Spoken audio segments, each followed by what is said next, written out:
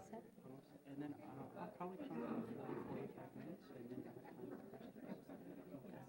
And then at the end of the question, would you like me to moderate the questions or do you want to do it? No, I'll do that. Okay, and then I'll probably come up during the Q&A just so at the end I can wrap things Sure, up and do sure.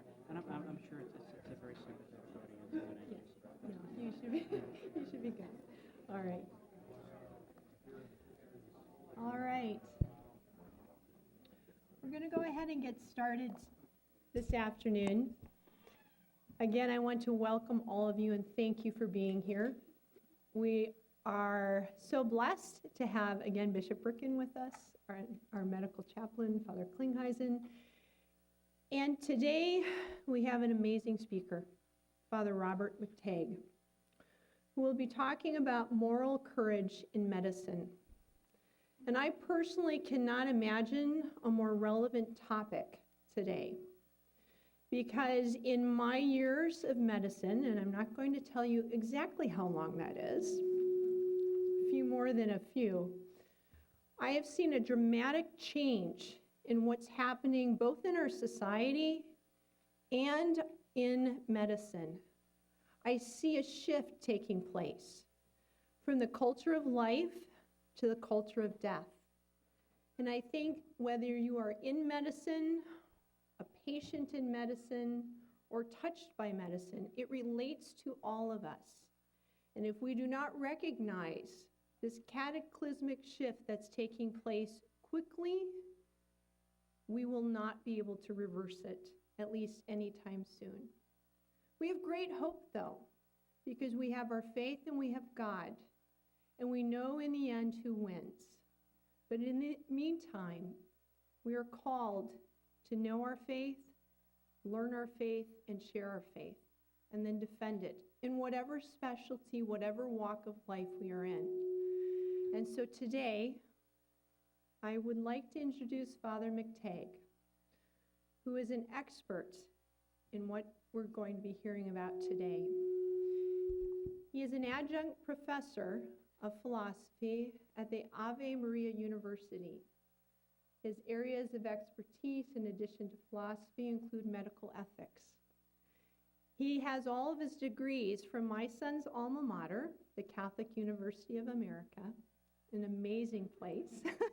There he is, and there they are. And I will tell you, we are so grateful because he has already shared his beautiful faith and expertise with us with an amazing retreat yesterday. We were so moved and spiritually directed by him throughout that day. And so I now bring to you Father Robert McTeigue, and we are truly grateful. Thank you.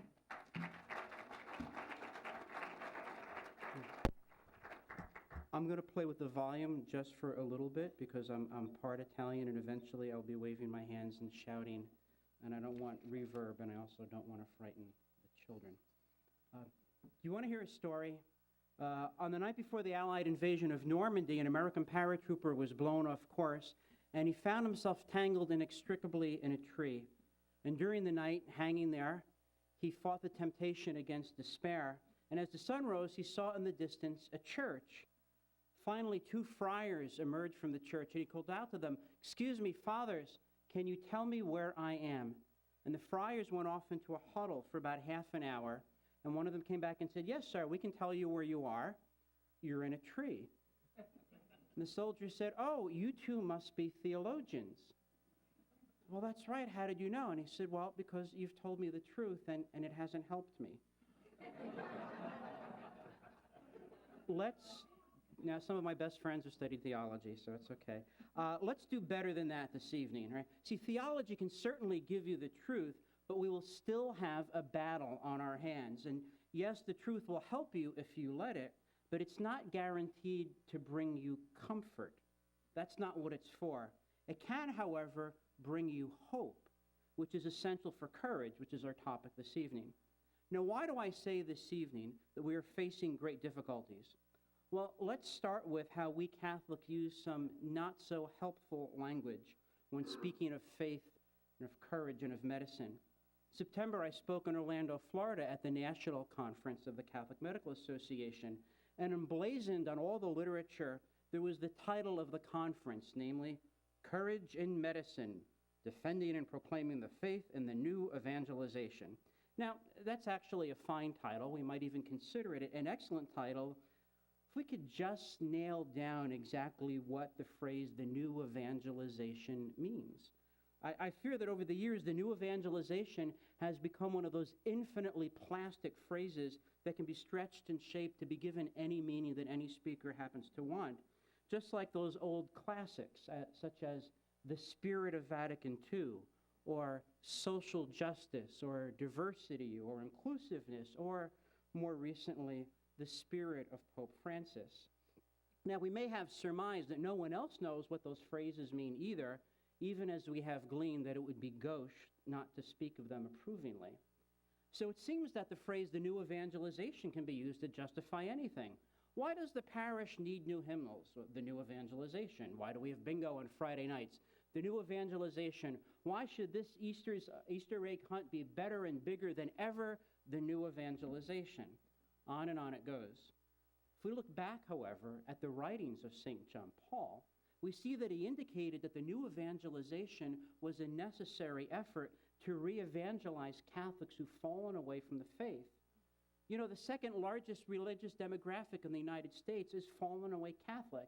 There are millions of them in this country. And even while we gear up to confront the powers and principalities of civil, social, and spiritual orders arrayed against us, we must have a zealous charity for those who have fallen away from the church, especially those who don't quite know why they let themselves drift from the church. So to angry Catholics who voted with their feet, to lapsed Catholics who voted with their indifference, and to some delusional Catholics who have voted with their misplaced ballots, to all these we must recall the person of Jesus Christ and all of the gifts of truth and beauty and goodness that he entrusted to the one church he founded. And any missionary will tell you that it's very hard to offer any effective efforts at evangelization if your own commitments to fidelity and sanctity are in doubt. In other words, we can't give what we don't have.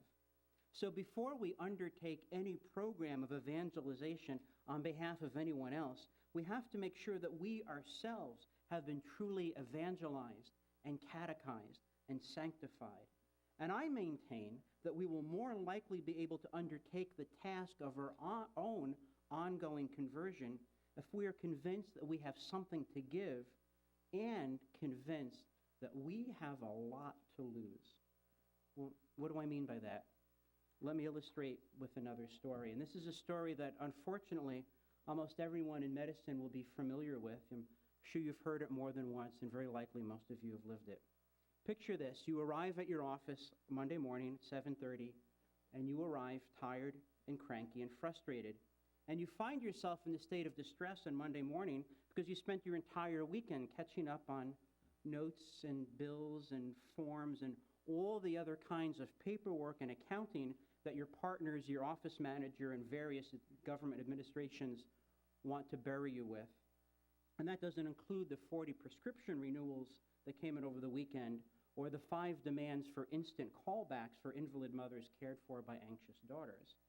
So you're already starting the week in the hole, and you know that at home there will be waiting for you upon your return an exasperated spouse and a disappointed and needy family. You haven't even met your first patient yet. But now it's 8 a.m. and your first patient, your first of at least 30, if your office manager has anything to do with it, thank you very much.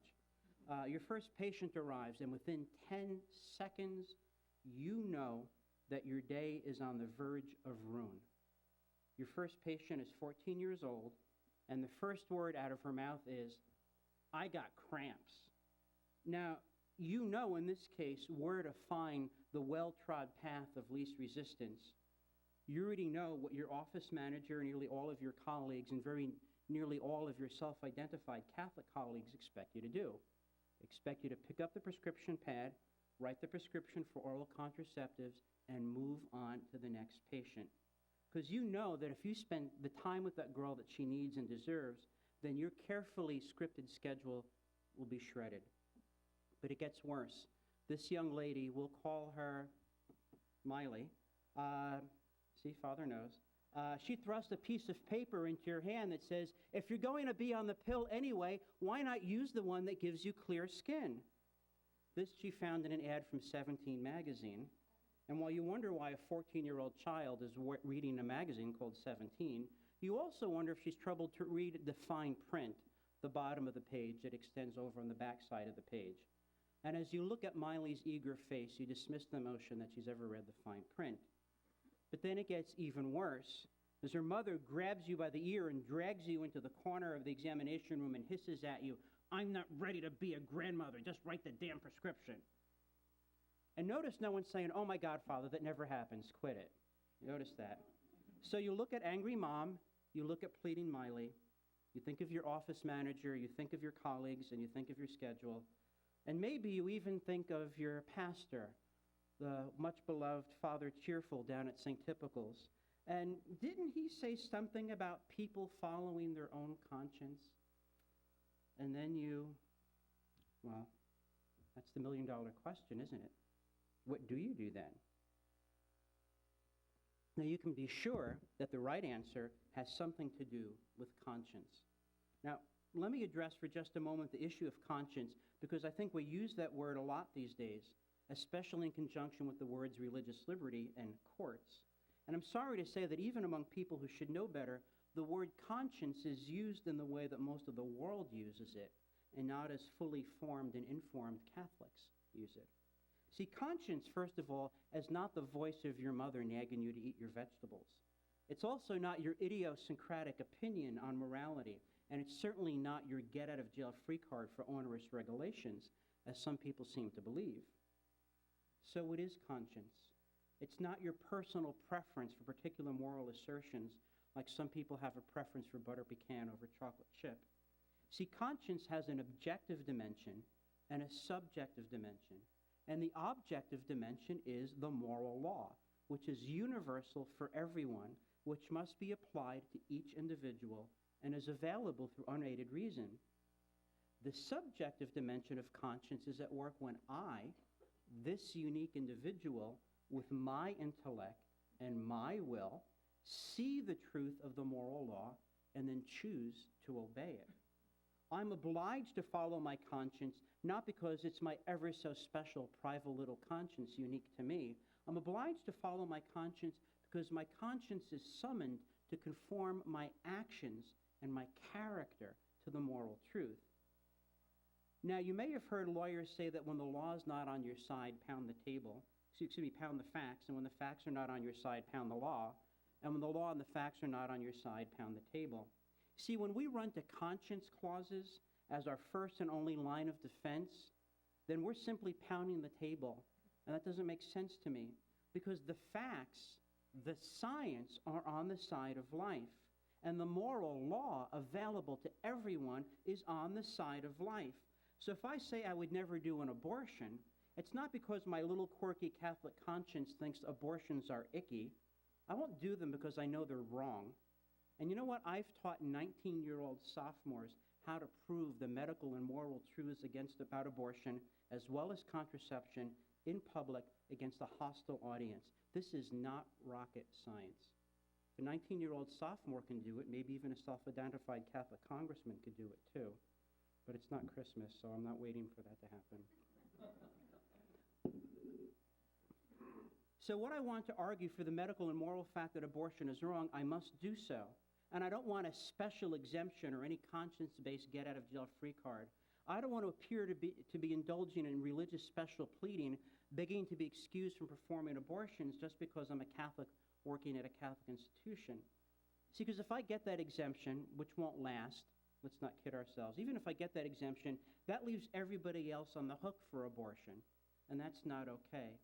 And you know why I wouldn't want to give Depo-Provera shots? Not because I think they're icky, not because I'm some crazy Catholic who won't eat meat on Friday and Lent and put schmutz on his forehead once a year, and if you think we're crazy, the Mormons wear magic underwear, so please leave us alone. That's not the statement I want to make. I wouldn't give Depo-Provera shots because I know it's bad science and I know it's bad medicine. And I've looked at the numbers and I've done the research. And I know it's an act of violence against a woman's body. That's why I wouldn't give Depo shots. Now, please don't misunderstand me. I don't want us to abandon the word conscience. I've got nothing against the word conscience, obviously, but let's use the word conscience properly or we're not going to get anywhere good. So let's be clear. When we depend upon conscience and conscience clauses as our first and only line of defense, we're just asking the bully to sign a treaty to leave us alone. And that's not going to work. That's going to get us all killed, and that has to stop. History has shown that conscience clauses are as useless against men with badges and guns as a restraining order is useless against a determined and abusive spouse. Now, with that in mind, let me talk a bit about courage, but not in kind of a thoughtless, slogan-y, why courage is great and how it can work for you. This is not late-night television. We have to define our terms. So let's start with the word habit. A habit is a pattern of activity made easier through repetition. That's why a veteran doctor can perform a procedure more quickly and more reliably than a first-year med student. And you know that athletes speak of muscle memory. And if you spend much time with the folks from the neurosciences, you've heard the phrase, nerves that fire together, wire together. But that just describes how habits work. It doesn't help us to evaluate habits, and they can be good or bad. Now, a good habit is one that enhances the nature in which it resides. Good habits, virtues, are humanizing. Bad habits are corrosive of the nature in which they reside. Okay? Bad habits, vices, are dehumanizing. They're unnatural. And by that, I don't mean artificial, I mean contrary to nature. That's why it's unhelpful to speak of artificial contraception as if there were the natural kind. What makes contraception wrong is not that it's artificial. We're using artificial lighting just fine. What makes contraception wrong is that it is unnatural. It is contrary to nature. And if it's contrary to nature, it's contrary to the will of God. I think we need to start making that argument in public rather than hiding behind conscience clauses. When we do speak of conscience in relation to medical issues, we have to be clear that we're not making use of any kind of special revelation available only to those with supernatural faith. This is not some quirky Catholic thing that we want the courts to give us special permission to talk about only amongst ourselves. Jesus, the Word of the Eternal Father, said, I am the way, the truth, and the life. He is all truth given to us through sacred revelation, but he's also the truth that's available in science, and he is the fullness of truth that can be found by anyone of goodwill in natural law. And that's why we can't afford to be coy about proclaiming Christ. We dare not. We must consistently, boldly proclaim the truth of Christ from revelation and from science and from natural law, because if we don't proclaim Christ loudly now, if we don't do that, you know what I think will happen next? If we don't proclaim Christ loudly now, we may have to watch our children whisper the name of Christ in the catacombs. And after that, we might have to suffer watching our grandchildren gasp the name of Christ in the gallows. Those are the only options we have. It's proclaim Christ to glorious victory or honorable death, or we watch the faith and the faithful fade away. And no piece of paper labeled conscience clause is going to keep angry mobs or armed agents of zealous government bureaucrats away from us. St. Paul said we must proclaim Christ in season and out of season. It is definitely out of season right now, but Christ must still be proclaimed, and history will judge us, and God is watching. Now, Aristotle said that a virtue is a habit that aims at a midpoint between two extremes, between defect and excess. A soldier remaining at his post under fire is courageous. A soldier who runs away from his post and abandons those in his care at the first sign of danger we call a coward, for he lacks courage. And a soldier armed with nothing more than a penknife taking on the entire Nazi army we call foolhardy. It's an excess of courage. So let's be courageous, and let's not be foolhardy. Let's remember what Jesus said about doves and serpents.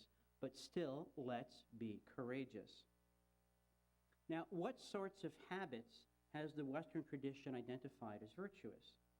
Tradition speaks of the 4 cardinal virtues. Now, the etymology of cardinal is cardo, hinge. The moral life hangs on the hinges of the 4 cardinal virtues, the way a door hangs on a hinge. And you're familiar with the 4 cardinal virtues. There's prudence, justice, temperance, and fortitude, also known as bravery or courage. Let's look at the other 3 first very briefly. Prudence is practical wisdom, allowing us to see what is to be done here and now, in light of the final good for which man is made. Justice governs our relationships with others and moves us to bring about the good. And temperance governs our relationships with what is pleasurable. What about courage? The virtue of courage governs our relationship with fears and pains. And courage is possible only for one who is vulnerable. Let's reflect on that for a moment. The etymology for wounds is vulnera.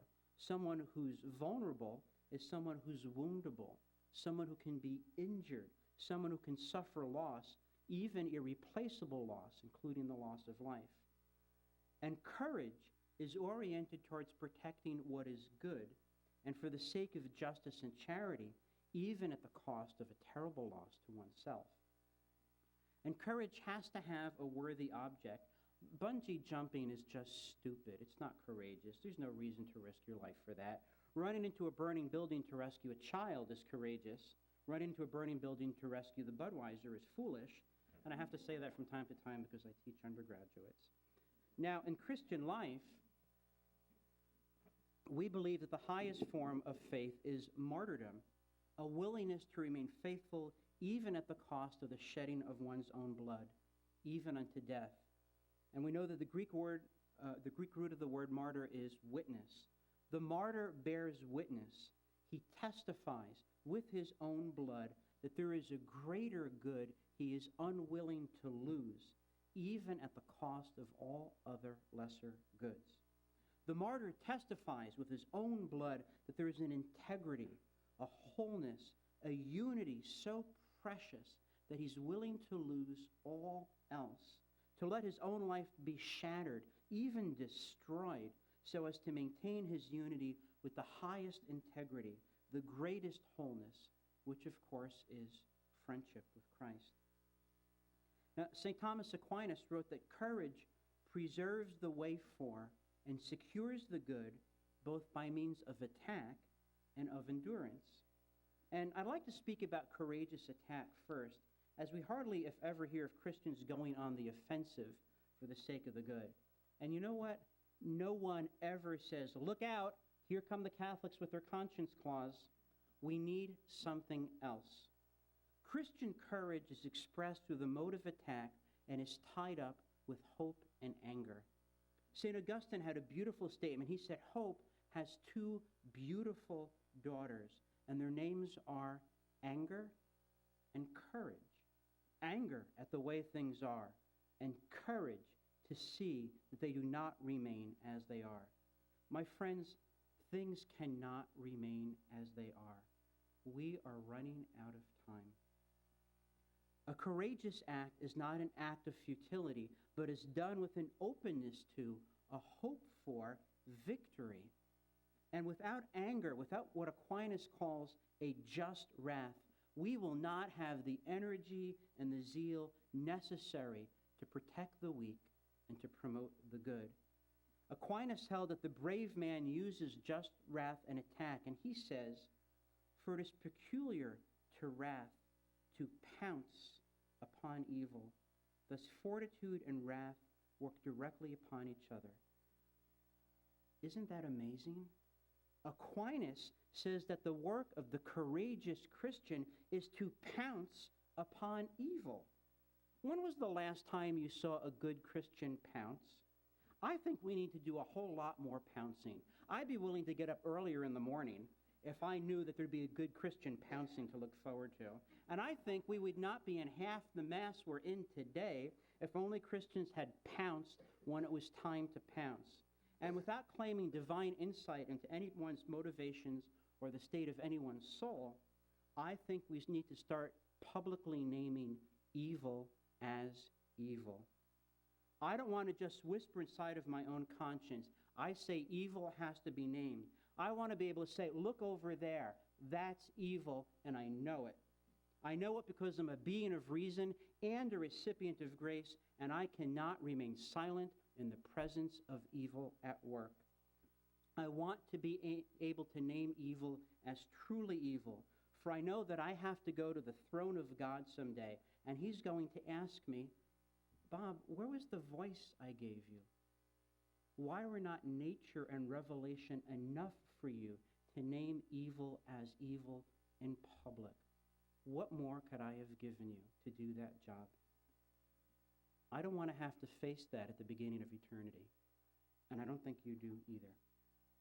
You know what else? We have to start naming evildoers as doers of evil. We have to point and name names. I leave their soul to God, but I know that what they're doing is wrong. And we have to start making it professionally and socially costly for those who do evil. It's time to start shunning people, to keep their poison out of the bloodstream of the church and the culture. This has to stop. I would like to live in a world wherein Ezekiel, Emmanuel, and Jonathan Gruber have to put paper bags over their heads before they leave the house. That's the world I want to live in. So let's be clear. If we do not pounce on evil now, then someone else will eventually have to pay a very terrible price for our cowardice. Human reason as well as sacred revelation call us to be courageous in action against evil. See, courage is like a debt that we pay to secure the future. And if we do not act courageously now against evil, then a future generation, most likely our own children, will have to pay our debt with interest. You know, if good people had done the right thing and opposed Hitler when he could have been opposed easily, then American soldiers, American boys younger than my own students today, would not have had to storm the beaches of Normandy and pay with their blood. There was a time when Hitler could have been stopped by a traffic cop, a meter maid, and a librarian, but people looked the other way as Hitler acted boldly, and those American boys had to go ramp down onto the beaches of Normandy and into the teeth of death. I would very much prefer not to see that repeated in our time. We have to take the fight to the enemy, and we have to start here within the heart of the church and with the courage of Catholic doctors like you. If not us, who? And if not now, when? For the love of God and for the love of neighbor, a love which is commanded by God, we must act courageously against sin and evil, starting with the sin that resides within our own hearts.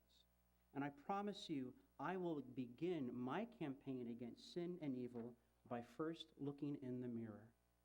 And I suggest that you do the same. Active courage, a just wrath. We must see that these are indispensable for the living of our Catholic faith and for the sacred calling of medicine. Such active courage is a call to a holy defiance, a disposition to resist evil. And we must cause evil to yield and to retreat whenever we can, for evil will not gently surrender what we have surrendered to it. Let me say that again. We must cause evil to yield and to